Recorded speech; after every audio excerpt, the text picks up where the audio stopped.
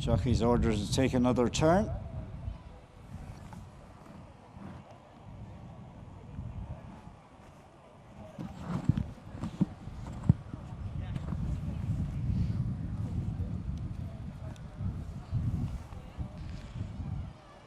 Starter has his white flag ready.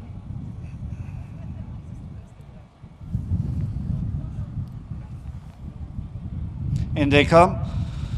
Off and racing. Race 4 is the Bryan Island stable sponsored 5 and uppers adjacent Maiden for novice riders for the William O'Brien Memorial.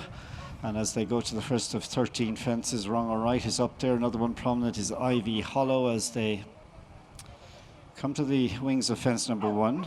4-leaf Shamrock pops over it in 3rd position, followed by Scotty Joe, who is in 4th, and then in 5th place, running for our sponsor, we've got Gold or Platinum. Further back then to find Benny Silver, who's followed by Julie Leah. Break then of a few lengths to after this group. Then it is the 1-horse Diamond Duke. There's a loose one, so we've lost one at the first, just waiting for the jockey to appear.